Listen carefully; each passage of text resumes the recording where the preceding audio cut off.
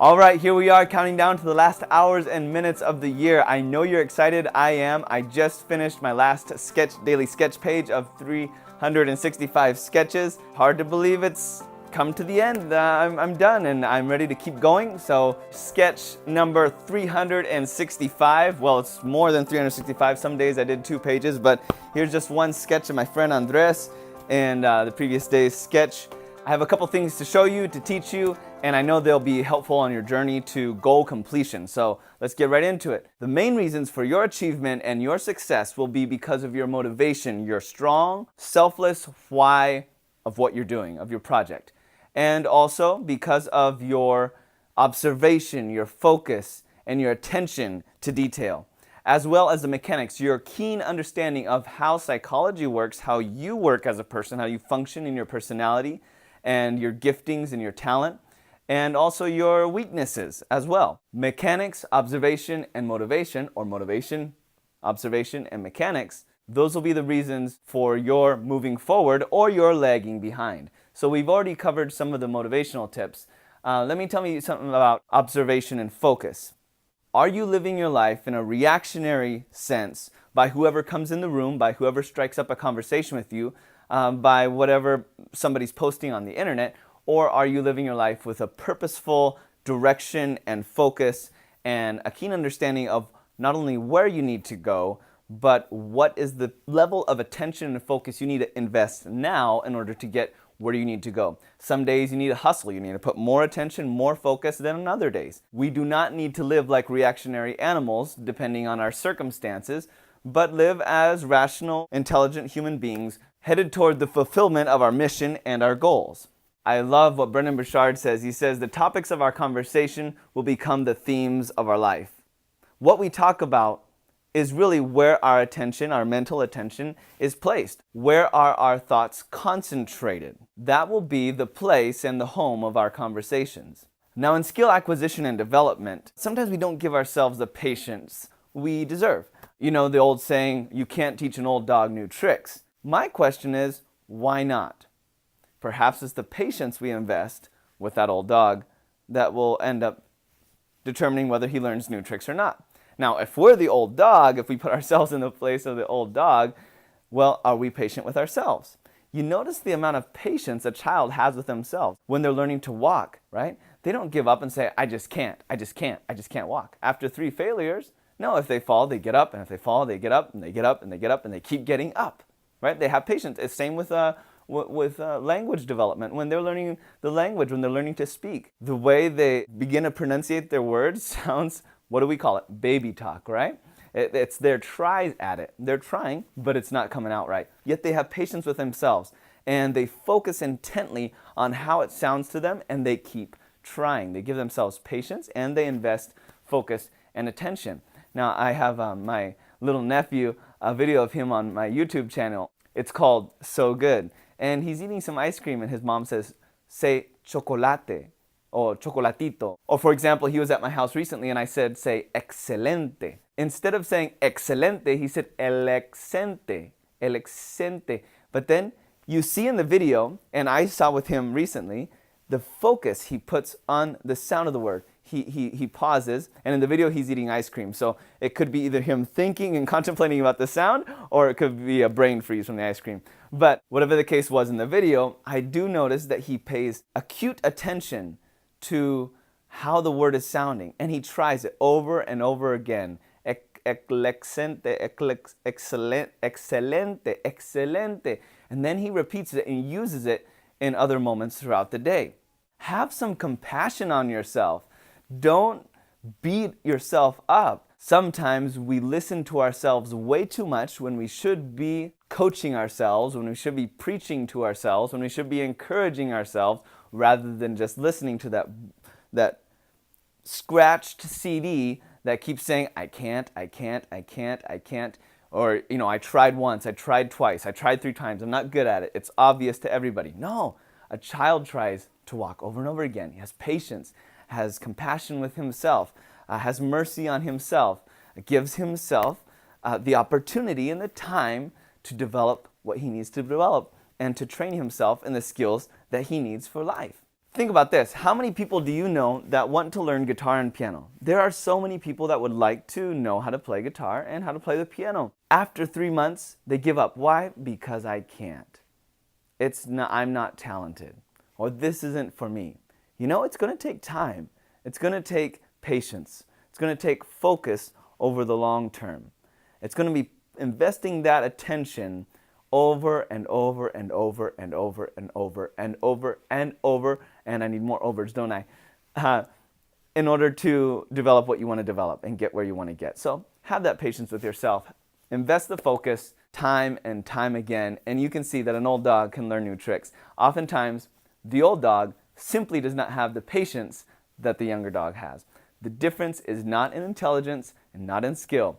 Newsflash, we were not born knowing how to walk, knowing how to speak, knowing how to set goals, knowing how to achieve goals, knowing how to get where we want to get, knowing how to do math, knowing how to do bio, everything, even tying shoes, we learned. We learned. So it's not a thing of intelligence, it's a thing of how much patience we have with ourselves and focus we place into those moments where we're patient with ourselves in training and consistent self-discipline. Now, if we talk about forgetfulness and maybe just this inner sense of rebellion against, I don't want to do it today. I'm not feeling it today. I will not listen to my conscience. I will not listen to that me who set the goals at the beginning of the year. I'm in May, I'm in June, and I'm tired, and I want to do something else. I want to go have fun. I want to just veg in front of the TV.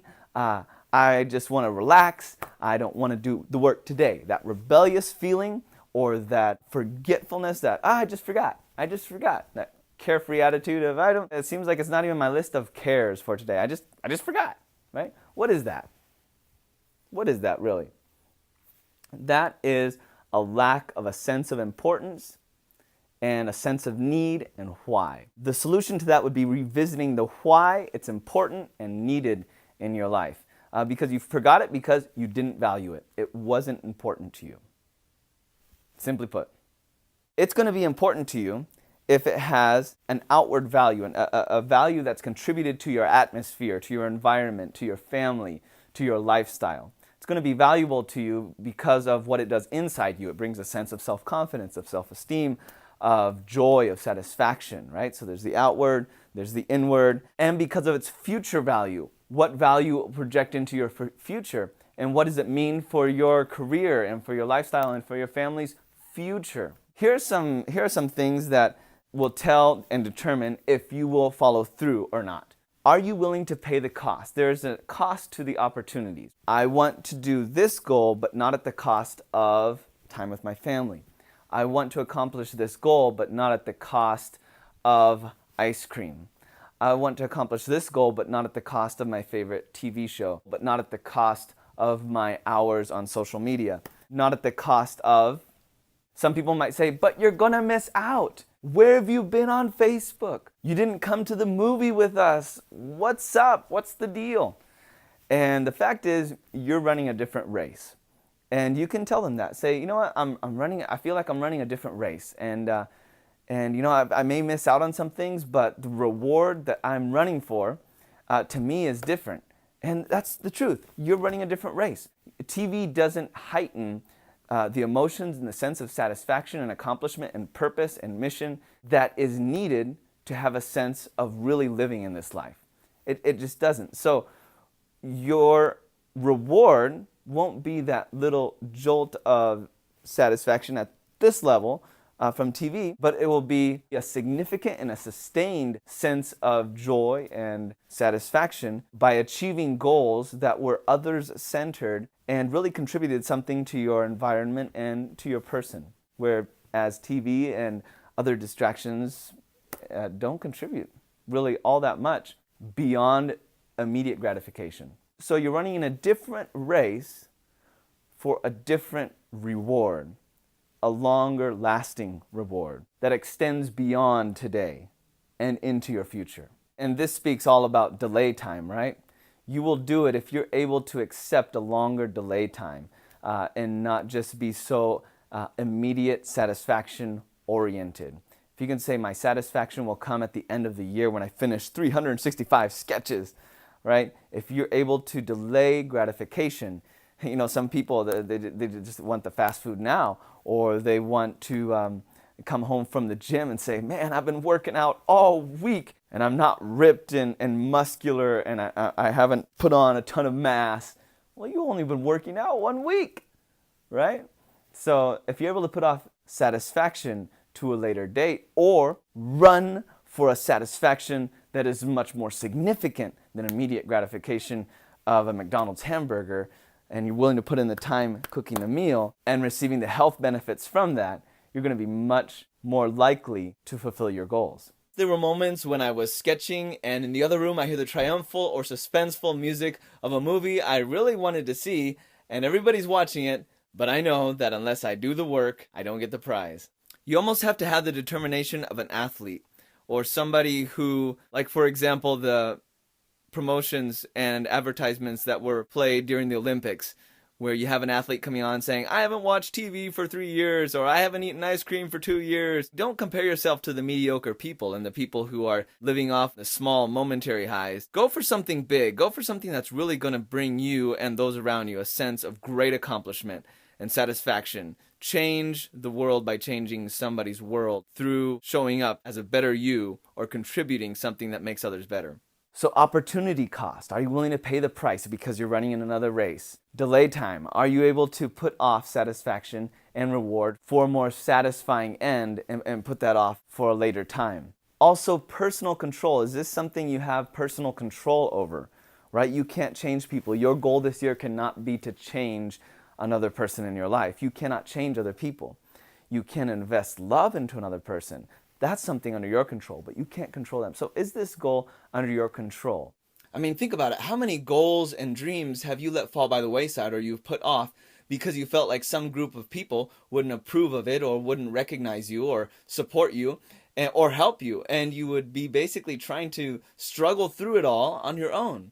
Acquiring a team, a support team, is a huge part of goal success. Nobody is self-made. Nobody. The person who says, I pulled myself up by my own bootstraps. I'm a self-made man. That cowboy doesn't realize that it was probably the encouragement of his mom and the fact that his mom always believed in him when everybody else said he couldn't do it. Or his old sweet granny who, when his teacher said he wouldn't amount to anything, she said, I believe in you, Sonny. I believe you'll be a great man one day.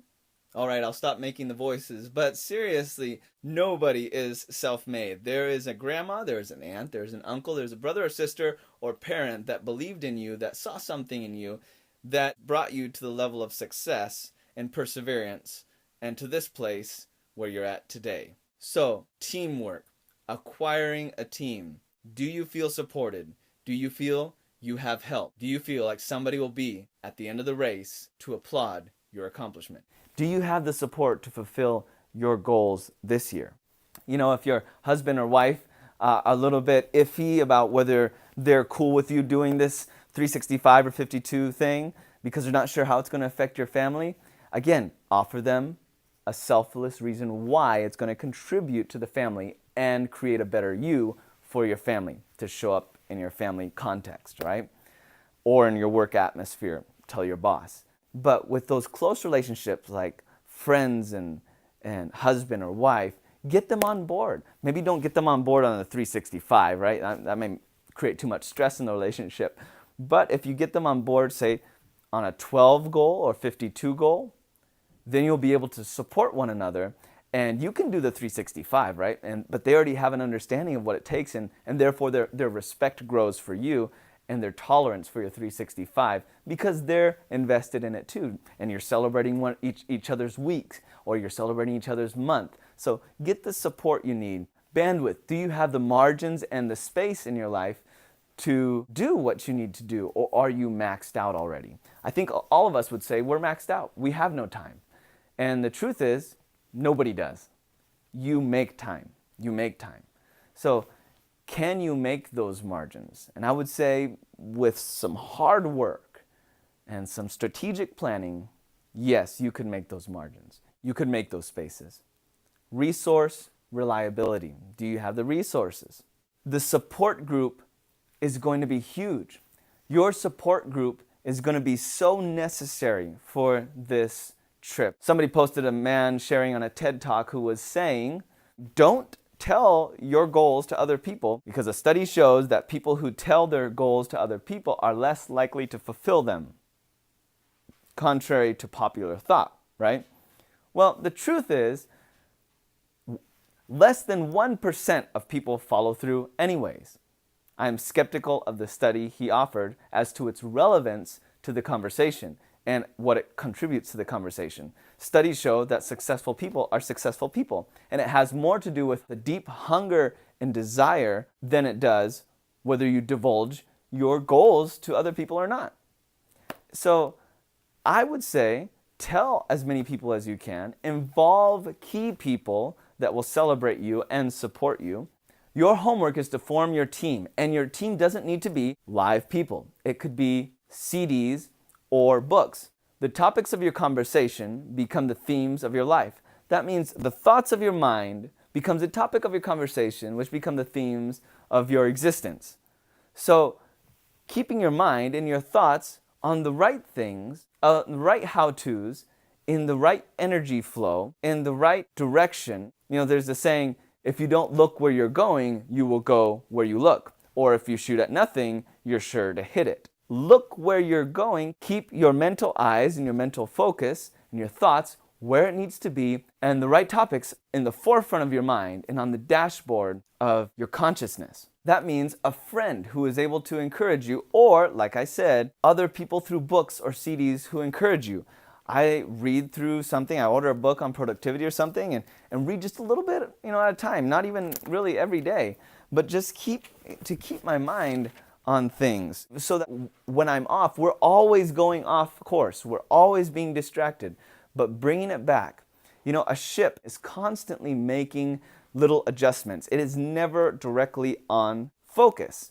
So we're just the same way. We're never directly on. We're always deviating a little bit, but we're always bringing ourselves back. And how do we do that? We do that through voices, external voices of support and encouragement and motivation that remind us of why we're doing what we're doing and how to do what we're doing more effectively. So develop your team, CDs, books, people, friends, loved ones. Develop your team, and it will keep your focus where it needs to be, and you will hit the target dead center, not because you were dead center all along, but because of these voices who lovingly corrected your course and brought you on track day by day, day after day, week after week, month after month. One last thing, here's some tricks to keep focused, used by experts. Make a mantra or a declaration or an affirmation you will repeat to yourself in a habitual way, in a ritualistic way, to get you back on focus. Say, back to work, or do it now, do it now, do it now, do it now. Back to work, or do it now, do it now, do it now. And use that to direct your attention and energy to what needs to be done today, this week, right now. When TV calls, when social media calls, when the phone buzzes, no. Say, do it now, do it now, do it now. Avoid distractions. Don't turn to the left, to the right. Do it now. One man had his company say this 50 times, back to work, do it now. A similar affirmation 50 times before they started each workday. 50 times he had his whole company say this. Why? Because they cared about the reasons they were being productive. So form your team and keep focused, and you will achieve your goals.